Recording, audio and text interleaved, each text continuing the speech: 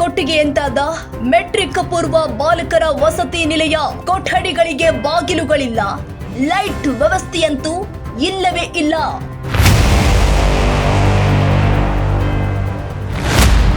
ಶಿಥಿಲ ವ್ಯವಸ್ಥೆಯಲ್ಲಿ ಇರುವ ವಸತಿ ನಿಲಯ.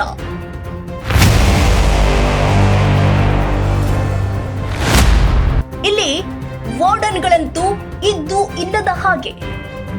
ಮಕ್ಕಳಿಗೆ ಹೇಳೋರು ಇಲ್ಲ, ಕೇಳೋರು ಇಲ್ಲ. ಉಡಾಫೆ ಉತ್ತರ ನೀಡುತ್ತಿರುವ ಅಧಿಕಾರಿಗಳು. ಏನಿದು ವಸತಿ ನಿಲಯದ ಅವ್ಯವಸ್ಥೆ?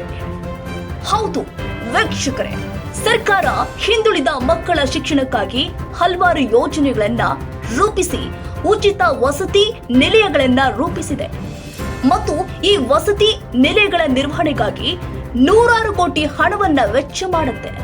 ಆದ್ರೆ ಇಲ್ಲೊಂದು ವಸತಿ ನಿಲಯ ಇದೆ, ಇದರ ವ್ಯವಸ್ಥೆ ಹೇಳುತ್ತಿರದು ಅಷ್ಟೊಂದು ಹದಗೆಟ್ಟು ಹೋಗಿದೆ. ರೂಮ್ದಾಗ ಎಷ್ಟು ಮಂದಿ ಇದ್ರಿ? 14 ಮಂದಿ. ಬಿರಿಯಾನಿ ಹಾಕೊಂಡು ಕೂತೀರಿ? ಮಚ್ಚರ ಆಲಾತಣ ಹೋಗಿ ಮಾಡತ್ತೀವಿ. ನೈಟ್ ವಾಚ್ಮನ್ ಯಾರ? ನೈಟ್ ವಾಚ್ಮನ್ ಜಡ್ಡ ಬಸರ. ಊರವ್ರ ಸುಪ್ರೆಂಟ್ ಯಾರು? ಸುಪ್ರೆಂಟ ವಾರ್ಡನ? ರಾತ್ರಿ ಕಾಲು ಇಲ್ಲ ಇಲ್ಲಕ್ಕ ಸರ್ ಯಾರ? ನಂದಪ್ಪ ಸರು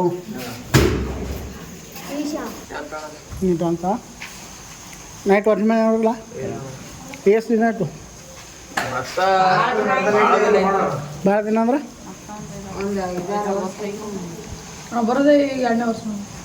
ನೀವು ಬರೋದು 2ನೇ ವರ್ಷ? ಯಾವ ಊರಿನದು? ಅಡ್ಡ ಹೆಸ್ರ? ಯಾರು? ಎಚ್ ಡಿ ಗುರು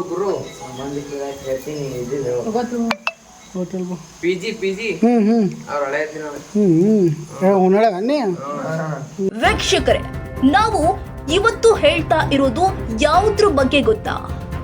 ವಿಜಯಪುರ ಜಿಲ್ಲೆಯ ಆಲಮೇಲ ತಾಲೂಕಿನ ಭೀಮಾ ನದಿ ತೀರದ ದೇವನಂಗಾಂವ್ ಗ್ರಾಮದ ದೇವರಾಜ ಅರಸು ಮೆಟ್ರಿಕ್ ಪೂರ್ವ ವಸತಿ ನಿಲಯದ ಬಗ್ಗೆ. ವೀಕ್ಷಕರೇ, ಸರ್ಕಾರ ಹಿಂದುಳಿದ ಮಕ್ಕಳ ಶಿಕ್ಷಣ ಅಭಿವೃದ್ಧಿಗಾಗಿ ನೂರಾರು ಯೋಜನೆಗಳನ್ನ ರೂಪಿಸಿದೆ. ಅದರಲ್ಲಿ ವಿದ್ಯಾರ್ಥಿಗಳ ವಸತಿ ನಿಲಯ ಕೂಡ ಹೌದು. ವಸತಿ ನಿಲಯಗಳನ್ನ ನಿರ್ಮಾಣ ಮಾಡುವುದು ಅಲ್ಲದೆ ಅವುಗಳ ನಿರ್ವಹಣೆಗಾಗಿ ಪ್ರತಿ ವರ್ಷ ಸರ್ಕಾರ ನೂರಾರು ಕೋಟಿ ರೂಪಾಯಿಗಳನ್ನ ಮೀಸಲಿಡುತ್ತೆ. ಇಷ್ಟೆಲ್ಲ ಇದ್ರೂ ಕೂಡ ಸರ್ಕಾರದ ಅನುದಾನ ಸಮರ್ಪಕವಾಗಿ ವಸತಿ ನಿಲಯಗಳಿಗೆ ದೊರಕ್ತಾ ಇಲ್ವೋ ಹೇಗೆ? ವಿಜಯಪುರ ಜಿಲ್ಲೆಯ ಆಲಮೇಲ ತಾಲೂಕಿನ ಭೀಮಾ ನದಿ ತೀರದ ದೇವನಂಗಾಂವ್ ಗ್ರಾಮದ ಈ ವಸತಿ ಶಾಲೆಯನ್ನ ಒಮ್ಮೆ ನೋಡಿ.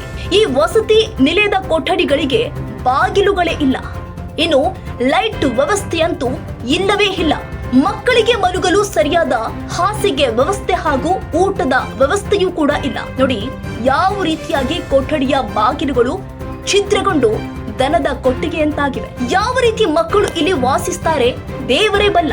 ವಸತಿ ನಿಲಯಕ್ಕೆ ಬಾರದ ಹಾಸ್ಟೆಲ್ ವಾರ್ಡನ್. ವಸತಿ ನಿಲಯದಲ್ಲಿ ಮುಖ್ಯವಾಗಿ ನಿಲಯ ಪಾಲಕರು ಅತಿ ಅವಶ್ಯಕವಾಗಿ ಕೇಂದ್ರ ಸ್ಥಾನದಲ್ಲಿಯೇ ಇರಬೇಕು. ಆದ್ರೆ ಇಲ್ಲಿ ನಿಲಯ ಪಾಲಕರೇ ಇರೋದಿಲ್ಲ. ರಾತ್ರಿ ವೇಳೆ ಮಕ್ಕಳಿಗೆ ಹೆಚ್ಚು ಕಡಿಮೆ ಆದ್ರೆ ಯಾರು ಜವಾಬ್ದಾರರು? ಇನ್ನು ಇದ್ರ ಬಗ್ಗೆ ನಮ್ಮ ಪ್ರತಿನಿಧಿಗಳು ಮೇಲಧಿಕಾರಿಗಳ ಗಮನಕ್ಕೆ ತಂದು ವಿಚಾರಿಸಿದ್ರೆ ನಾನು ರಜೆಯಲ್ಲಿ ಇದ್ದೀನಿ, ನಾನು ಊರಲ್ಲಿ ಇರಲಿಲ್ಲ ಎಂಬ ಉಡಾಫೆ ಉತ್ತರಗಳನ್ನ ಕೊಡ್ತಿದ್ದಾರೆ.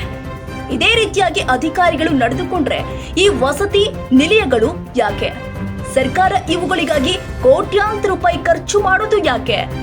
ಸಂಬಂಧಪಟ್ಟ ಮೇಲಧಿಕಾರಿಗಳೇ ದೇವನಂಗಾಂವ್ ವಸತಿ ಪಾಲಕರ ಮೇಲೆ ಕ್ರಮ ಕೈಗೊಂಡು ಹದಗೆಟ್ಟು ಹೋಗಿರುವ ದೇವನಂಗಾಂವ್ ಗ್ರಾಮದ ದೇವರಾಜ ಅರಸು ಮೆಟ್ರಿಕ್ ಪೂರ್ವ ವಸತಿ ನಿಲಯ ನಿರ್ವಹಣೆ ಮಾಡಿ ಸರಿಪಡಿಸುತ್ತಾರಾ ಅಥವಾ ಇಲ್ಲ ಎಂಬುದನ್ನ ಕಾದು ನೋಡಬೇಕಾಗಿದೆ.